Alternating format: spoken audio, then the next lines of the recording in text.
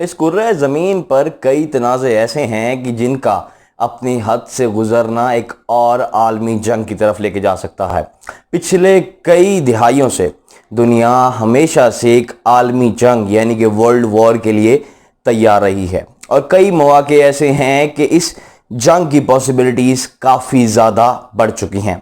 आजकल टेंशन्स चल रही हैं ईस्टर्न मेडिटेरियन सी में।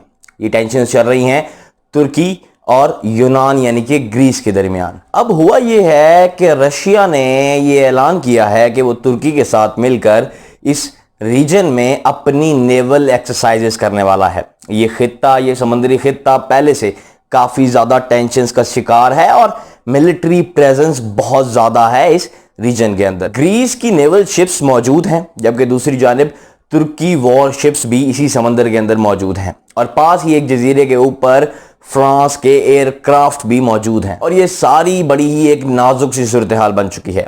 इस तनाज़े की बुनियाद है जजीरा साइप्रस या जिसको हम आम जबान में कब्रस भी कहते हैं। अब इस जजीरे की एक पीछे पूरी तारीख है। ये जजीरा ही मेन इशू है यूनान और तुर्की के दरमियान कई सदियों से। जजीरा साइप्रस या कब्रस यूनानियों ने कई हजार साल पहले आबाद किया। यहाँ पर सिकंदर आजम की भी हुकूमत रही है और 1571 से लेकर 1878 तक यहाँ पर तुर्कों की अजीम सल्तनत यानी कि उस्मानी सल्तनत की हुकूमत रही है। 1878 में ये जजीरा यूके के पास चला गया क्योंकि गोरों का अरूज था और दुनिया में बाकी खित्तों की तरह इस खित्ते पर भी गोरों की यानी कि ब्रिटिश एम्पायर की हुकूमत आ चुकी थी। तुर्क दौर में इस जजीरे पर मुसलमानों की आबादी काफ़ी तेज़ी से बढ़ी और एक वक्त में तो ये आया कि इस जजीरे पर 20 से 25% आबादी मुसलमान थे। अब जैसे जैसे ब्रिटिश एम्पायर कमज़ोर होता गया और दुनिया के बाकी हिस्से गोरों से आज़ाद होते गए तो इस जजीरे के रहने वाले लोगों ने भी एक तहरीक चलाई। इसका मकसद था साइप्रस को ब्रिटिश कंट्रोल से आजाद कराना। इस जजीरे में मौजूद ईसाइयों का रुझान ग्रीस यानी कि यूनान की तरफ था। वो ये चाहते थे कि ये जजीरा जब यूके से आजाद हो या ब्रिटिश एम्पायर से आजाद हो तो इसको ग्रीस से शामिल कर लिया जाए। इसके लिए उन्होंने एक जद्दोजहद शुरू कर दी।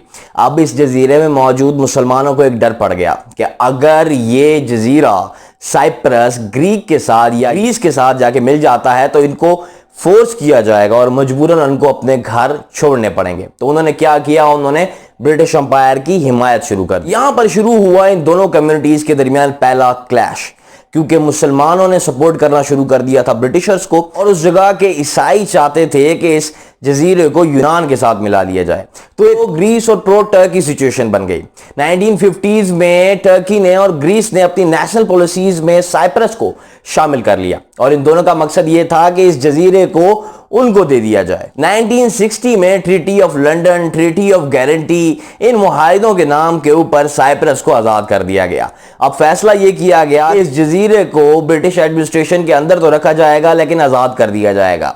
इस जजीरे में ग्रीस की और तुर्की की जानिब से limited number of military personnel भी तैनात किए गए और इस जजीरे की एडमिनिस्ट्रेशन को इन दो मुल्कों के दरमियान डिवाइड कर दिया गया। अब होता क्या है, होता यह है कि 1974 में जो इस जजीरे के ईसाई हैं वो बगावत कर देते हैं। ये बगावत करते हैं और देखते ही देखते ये पूरे जजीरे के ऊपर कंट्रोल कर लेते हैं। इनका मकसद ये होता है कि इस जजीरे साइप्रस को ग्रीस के साथ मिला लिया जाए। इसके 2 दिन बाद ही तुर्की अपनी फौज के साथ इस जजीरे के अंदर दाखिल होता है और अब इस जजीरे के 2 टुकड़े हो चुके हैं। इस जजीरे का 2/3 हिस्सा ग्रीस के पास है और एक हिस्सा तुर्की के पास मौजूद है और इस जजीरे में इन दोनों मुल्कों की एक बड़ी तादाद मौजूद है आर्मी पर्सनल्स की।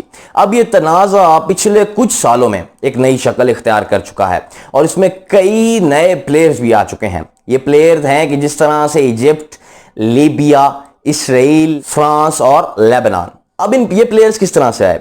अब हुआ यूं है कि पिछले कुछ दिहाइयों में इस सारे रीजन के अंदर, समंदर के अंदर ऑयल एंड गैस के बहुत ज़्यादा ज़खायर मौजूद हैं और दरियाफ्त किए गए हैं। अब इन ज़खायर का तनाज़ा ये है कि कौन आखिर ये किस कंट्री के हिस्से में आते हैं क्योंकि इस सारे समंदर के अंदर एक बड़ा ही वाटर सी बॉर्डर का इशू चल रहा है। तो जो यूनान का क्लेम करदा समंदरी हिस्सा है वो तुर्की के क्लेम करदा हिस्से के करीब आता है या एक दूसरे से ओवरलैप करता है, जिसकी वजह से ये तनाज़ा पिछले कई दहाइयों से जूं का तू मौजूद है और इन रिजर्व्स के ऊपर काफ़ी ज़्यादा टेंशन चल रही हैं इस रीजन के अंदर। अब रिसेंटली हुआ ये कि ये तनाज़े ने कब तूल पकड़ी कि जब तुर्की ने अपनी एक्सप्लोरेशन शिप्स जो हैं इस ऑयल एंड गैस रिजर्व्स के लिए देखने के लिए कि कहां ड्रिलिंग करनी चाहिए समंदर के अंदर उतार दी, जिसके बाद से ग्रीस की जानिब से बहुत ज्यादा मिलिट्री प्रेजेंस इस खित्ते के अंदर उतार दी गई है और नेवल शिप्स की एक भरमार है। अब रिसेंटली रशिया भी एज ए की प्लेयर इस रीजन के अंदर आ चुका है।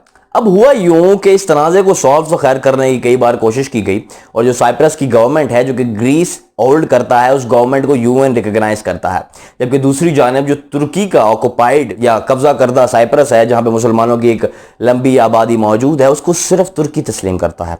अब मसला क्या है? अब मसला ये है कि कई मेजर प्लेयर्स ने कि जिनमें अब हुआ यूं कि मिस्र ने डील साइन कर ली ग्रीस के साथ और इसराइल के साथ। अब इसराइल का इसमें क्या रोल है?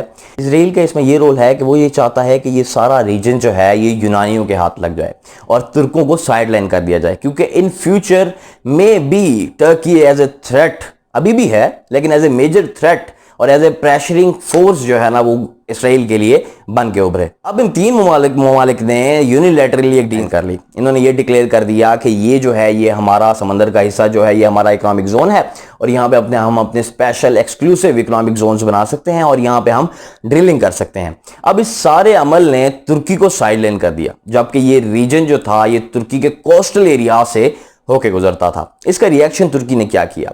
इससे पहले कि ये मिड ईस्ट सी डील साइन होती, पाइपलाइन की जो डील थी मिड ईस्ट पाइपलाइन डील ये साइन होती, तुर्की ने लीबिया के साथ एक मुआहदा कर लिया और इन्होंने अपना ही एक मैरिटाइम जोन बना दिया और ये ओवरलैप करता है ग्रीस और इजिप्ट के मैरिटाइम जोन के। तो इस तरह से एक क्लैश की सूरत हाल बन चुकी है। इनकी बॉर्डरिंग टेरिटरीज जो हैं, जो सी बॉर्डरिंग टेरिटरीज है वो एक दूसरे से ओवरलैप कर रही हैं। अब लीबिया के अंदर क्या होता है और लीबिया क्यों इंपॉर्टेंट है इस सारी सूरत हाल के अंदर?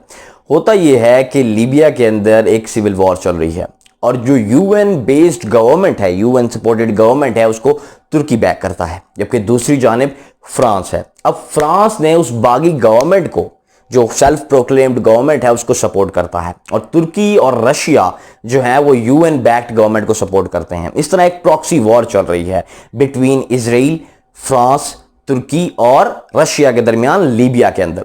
इस मुआहदे ने एक ये चीज की कि लीबिया को इसके अंदर ले आया और फ्रांस के इंटरेस्ट इससे बहुत ज्यादा डैमेज हुए, जिसका नतीजा ये निकला है कि फ्रांस भी अपने इवन तक के राफेल जेट्स के साथ और अपनी नेवल शिप्स के साथ एज ए गार्डिंग पार्टी सारे तनाजे के अंदर शामिल हो गया है। अब यहाँ पे बड़ी दिलचस्प बात एक ये भी है कि ये दोनों मुल्क यानी कि ग्रीस और तुर्की ये दोनों के दोनों नेटो मुल्क हैं और नेटो का ये मुआहदा होता है कि ये किसी एक नेटो कंट्री के ऊपर अगर आप जंग करेंगे तो पूरी नेटो फोर्सेस जो कि 28 या 30 जितने भी ममालिक हैं ये सारे के सारे इस जंग में शामिल हो जाएंगे। तो ये सारा रीजन जो कि रिसोर्सेज से भरपूर है और एक बेहतरीन फ्यूचर रखता है, कई दिहाइयों तक ये पीछे रह चुका है और इस रीजन में काफी ज्यादा टेंशन बन चुकी है। अब सवाल ये है कि क्या यहाँ पर जंग हो भी सकती है? ये तो था ये सारा कॉन्फ्लिक्ट जो मैंने आपको समझा दिया कि आखिर क्या रीजंस हैं और क्यों ये दो बड़े मुल्क जो है ना वो एक दूसरे के आमने सामने हो रहे हैं। और यूनान को क्योंकि इसराइल जैसे मुल्क और कई यूरोपियन ताकतें सपोर्ट करती हैं जो कि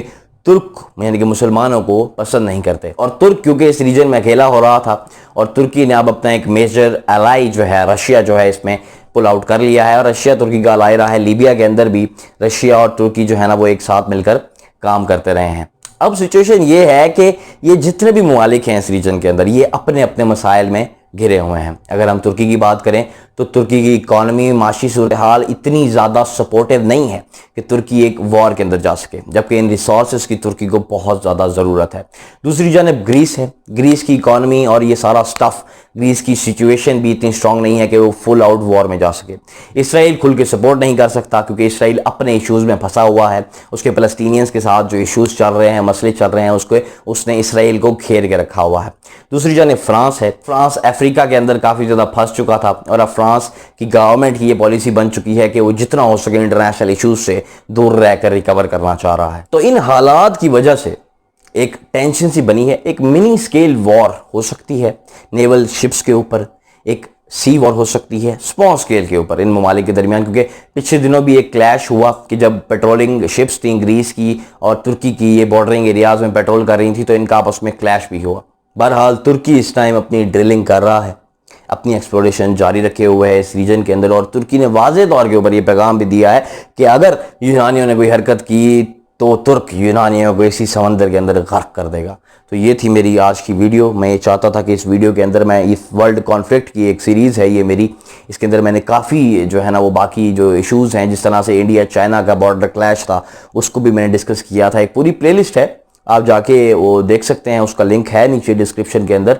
तो ये था मेरा आज का कंटेंट, उम्मीद है आपको पसंद आया होगा। तो अगर आप मुझसे चाहते हैं कि मैं किसी और दिलचस्प टॉपिक के ऊपर जिसमें आपको मालूमात चाहिए, अगर आप वो जानना चाहते हैं तो प्लीज़ मुझे कमेंट करके ज़रूर बताएं। मैं आपकी राय को कंसीडर करूँगा और बेहतरीन से बेहतरीन और दिलचस्प मालूमात आपके पेश नज़र करूँगा।